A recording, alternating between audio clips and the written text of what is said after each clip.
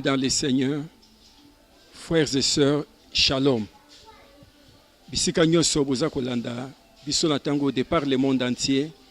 Na bozali ebele na nzela ya ba YouTube. Tika nzambe apambola yo isika oyo oza kolanda ngai ozala wapi yango n'importe où dans le monde. Tika nzambe na ngai ayeba na kopambola yo. Moi c'est le prophète Michel Bokonga. L'un des pasteurs assistants dans l'église la Rehoboth. Et ils ont mis na kati ya commune ya Lemba na balabala Semilike numéro 40. Donc ce que wana n'importe quel moment okoyeba na ko trouver biso. Alors les autres ko partager thème moko ya motuya. Mon frère ma sœur, yo oyo za ko landa ngai tikanga na ebisa yo oleli pe mingi. Mais la Bible dit il y a un temps pour toutes choses. Un temps pour naître, un temps pour mourir. Et Dieu fait toutes choses belles en son temps. Et nazako ebisa na motomoko et comme tango oyo nzambe a changé temps, a changé makambo na kati ya vie na yo. Na yango lelo toko partager na thème moko ya motuya oyo to intitulé yango malgré la sécheresse, un jour il va pleuvoir. Malgré la sécheresse, un jour il va pleuvoir dans ta vie. Bien-aimé, yambo tokota na modindo to pesa ba verset biblique tokota na modindo amatea na biso to kangina no miso pe to bondeli esika tozali. Éternel Dieu tout puissant to pamboli yo ozanzombe okotika la nzombe. L'Esprit de Dieu, c'est toi l'Esprit supérieur. La Bible dit, c'est toi, quand tu viendras, tu nous enseigneras toutes tes choses. C'est toi qui parles correctement, c'est toi qui sais transmettre, c'est toi qui sais faire comprendre ta pensée. Cher Saint-Esprit, aide chacun de nous, tous ceux-là qui nous suivent de par le monde entier, à mieux comprendre, à mieux appréhender ces sujets importants. Et bénis tous ceux qui vont l'attendre. Et je sais que ce n'est pas pour rien que tu nous as transmis ces messages. Seigneur, je sais qu'à travers de ces messages, tu vas changer le temps de quelqu'un. Tu vas mettre fin à la sécheresse qui bat son plein dans la vie de quelqu'un. Et je sais que c'est le moment favorable. Au nom de Jésus. Amen. Na yango tokotanga na mukanda na 1 roi chapitre 18 na 41 tina 45. Natangi akombo na Yesu. Bible lobi. Et Élie dit à Akab, monte, mange et bois, car il s'est fait un bruit qui annonce la pluie.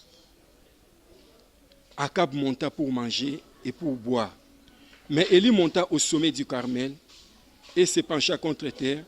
Il mit son visage entre ses genoux et dit à son serviteur, monte, regarde du côté de la mer. Le serviteur montant, il regarda et dit, il n'y a rien. Élie dit 7 fois, retourne. À la 7e fois, il dit, voici un petit nuage qui s'élève de la mer et qui est comme la paume de la main d'un homme. Élie dit, monte et dit à Akab, attelle et descend, afin que la pluie ne t'arrête pas. En peu d'instants, le ciel s'obscurcit par les nuages, le vent s'établit, il y une forte pluie. Akab monta sur son char et partit pour Jizraël.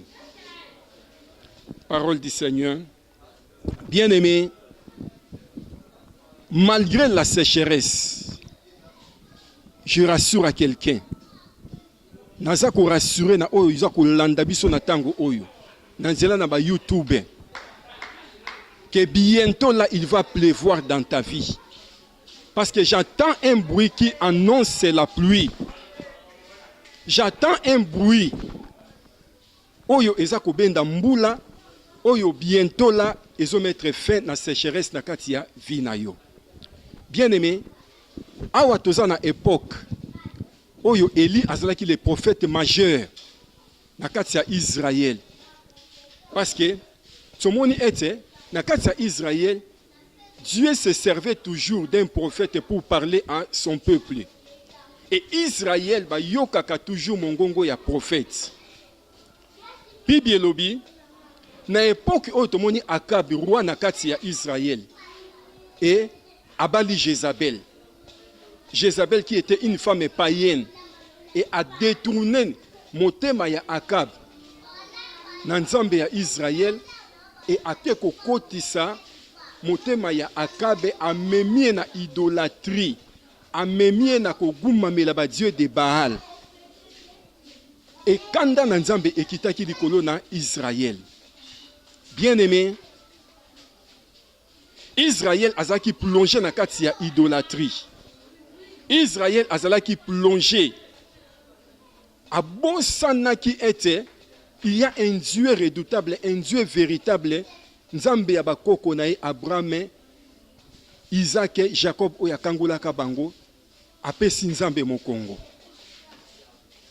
Et ba Dieu ya Baal, bazaki ba Dieu moko ya fertilité. C'est-à-dire que ba Dieu ya pluie.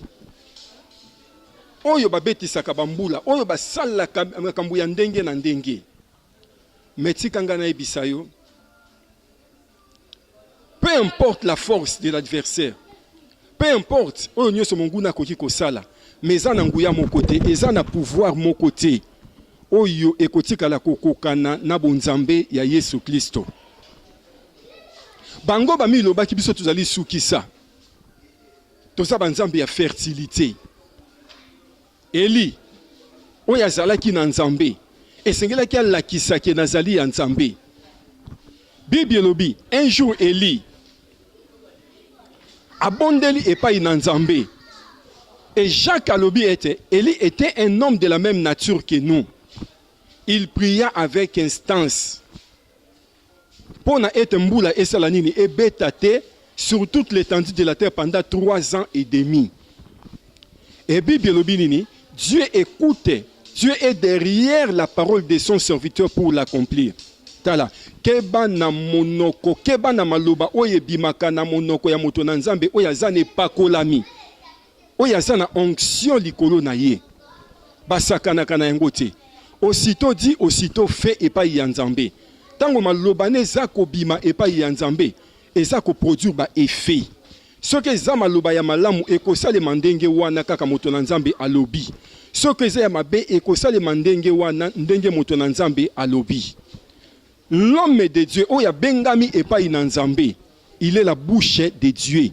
Quand il parle, c'est Dieu qui parle. Keba basakana kana moto na nzambe ti. Eli atali Israël plongé na kati ya idolâtrie. Eli abondeli. Eli abondeli epai na nzambe avec instance. Que mbula ekangama ebeta lisusu te na Israël na étendue ya mokili pendant 3 ans et demi. Et Bible binini, comme Dieu ayoka kamaloba basali na ye, comme il confirme la parole de ses serviteurs, nzamba yoka ki yango iyo, et sur toute l'étendue de la terre na Israël pendant 3 ans et demi mbula ebeta ki lisusu te. Et toyebi comme conséquence, ceux qui mbula ezako beta te, toyebi comme conséquence, ceux qui likolo ekangami, ba nuage ezali te mo ezali makasi, et la terre ezala qui frappé na sécheresse. C'est-à-dire que atoloni bilona na yo, lokola mai ezali te, lokola mbula ezako beta te, mo bilona ona ebota ekola ezate. Donc c'était pratiquement impossible. Même la rivière rebelle est comme qui desséchée. D'autant plus que Maï est ravita kaba rivière et ravita kaba fleuve. Donc Maï à l'époque est comme qui denrée rare. Pas si famine est kota ki na kati ya mokili. Mikakatano. Yandenge na ndenge e yaki na kati ya mokili pas manque ya pluie. On bata mokili baloba toloba mingi mingi na mokili. L'eau c'est la vie. Et si ka oyo mai ezali te vie ezalaka te. Lelo na mokito zo mona ngonda kisa. L'eau est devenue une denrée rare. Eau potable na mokili est comme rare. na ba contre belé na mokili lelo bato bazako nyokwama par manque ya eau potable. Ndenge moko pe na tango wana ya Eli. Suite, conséquence, ya ndenge likole kanga baki mbule za kobeta te, maye koma kirar na kati ya mokili, bapasi, banzala, bamikakata na ndenge, et koma ki na kati ya mokili. Oui, bien aimé, na ebite ba moment, nini oza ko traverser, ton moment nini oza ko traverser dans ta vie. Et na koyebisa na yo, yo oza ko landangai. Yebaka yango, dans la vie de tout homme ici-bas, eza na tamoko babengaka période ya vache, grâce, et eza na tango moko oyo moto nyonso alekisaka période ya vache maigre. C'est-à-dire que ba moment difficile, ba moment ya sécheresse. Et message oyo naza ko adresser yango na moto oyo aza ko lekisa moment ya vache maigre. Moment ya vache maigre na eumeli mingi dans ta vie. Moment ya sécheresse wana eumeli mingi dans ta vie. Liboso na oza komona aucune ici. Oza koyeba te ndenge na ko s'en sortir. Et de l'autre côté, l'ennemi, le diable aza ko tendre yo loboko. Yake pa inangai okozwa boy. Aza ko la kiso vie à facilité. Mais laisse-moi te dire, la Bible dit, telle voie paraît droite pour un homme, son issue c'est la mort. Laisse-moi te dire, malgré la sécheresse, il va pleuvoir sur toi. Malgré la sécheresse, je t'assure, je te rassure, bientôt, il va pleuvoir. Fini l'état de sécheresse dans ta vie. Oumelipe mingi na kati ya vie ya bokauki. Oumelipe mingi na période ya vaste grâce dans ta vie. Tikanga na ebisayo, nazo mona loboko na Nzambe. Tikanga na ebisayo, nazo mona nkembo na Nzambe bientôt eza kokita na kati ya vie na yo. Un jour, kaka Eli wana, oyo na maloba na ye, likole kangamaki. Un jour, kaka Eli wana, Bible lobi, amati na ngomba ya Carmel, avec son serviteur Élisée. Ayebisi na serviteur na ye, kende vers la mer. Eloko nyonso yo komona, yaka koyebisa ngai. Bible lobi, Élisée, le serviteur ya Élie, tanga ke pour la première fois. Amoni signe mon côté. Amoni eloko mon côté. Ayebisi na Élie, namoni eloko mon côté. Élie ayebisi ezonga lisusu pour la deuxième fois. Pour la troisième fois, eloko côté, quatrième fois, cinquième, sixième fois. Ayebisi ezonga lisusu. Vers la septième fois, Bible lobi nini, atali vers la mer, amoni na mosika na likolo na mar, na mai, likolo na ebale, likolo na mer, ebale monene, mai monene. Amoni mwa nuage moko moke, nuage yango ezalaki pembe makasi, ezalaki lokola loboko na moto, ezako mata na mer, pe emataki na likolo. Et mwa nuage moko moke, azongi ayebisi na Eli. Nazomona lokola la paume de main d'une personne, d'un homme. Na likolo. Eli ayebisi ye.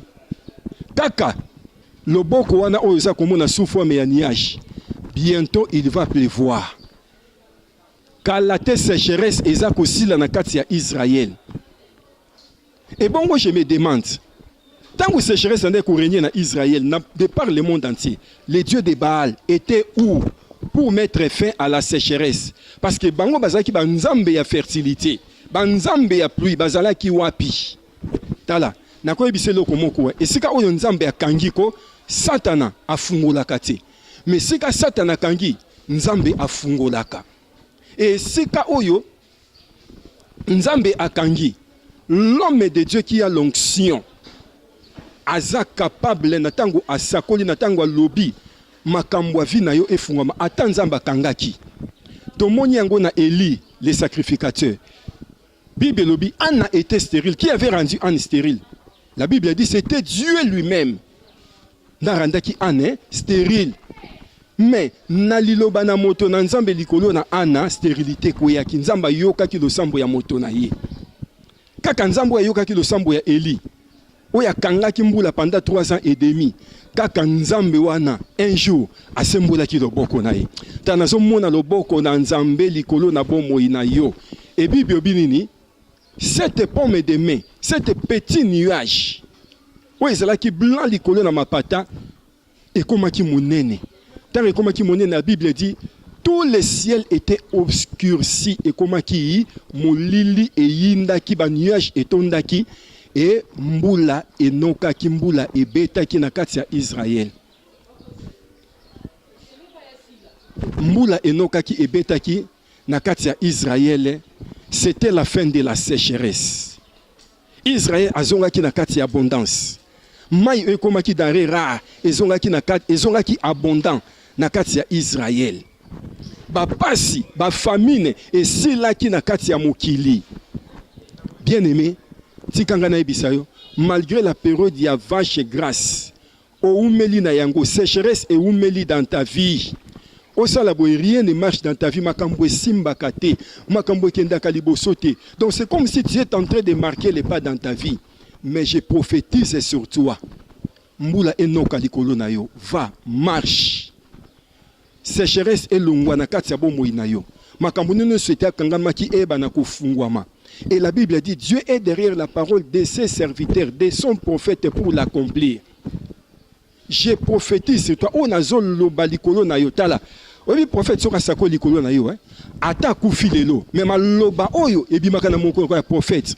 Ezali mbuma. Ce sont des graines. Et laisse-moi te dire, graines n'attend récolte na kati mabele. Les graines, une graine ne meurt jamais. Un jour à l'autre, eko salanini, eko germer, eko bimisa mbuma. Tikanga na ebisayo, mon frère, ma soeur, yo oza kolanda ngai, na ebite. Oza ko désespérer na eloko nini. Eloko nini nango ezongisi yo sima. Papa sini yango. Oyo, eza kozangisa yo kimia.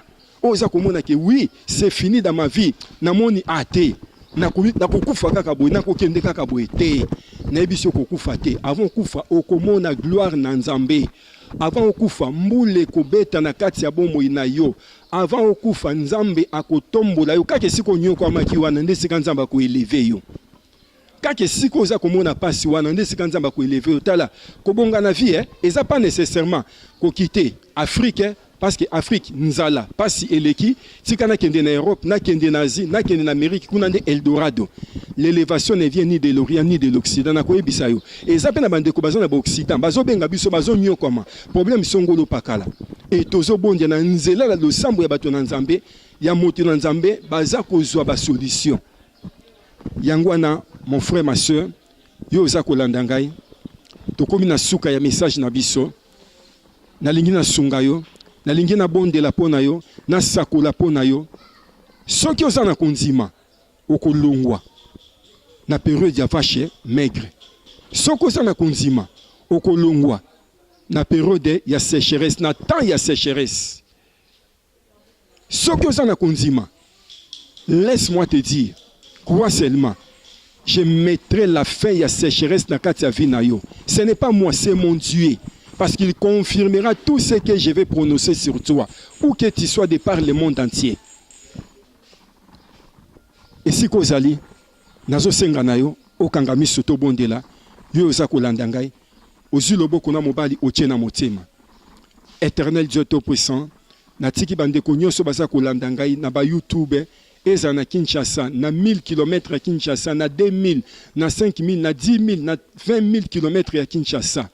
Esika bazali sembola loboko na bomoi na bango na leki na ko mettre fin na période ya vache maigre.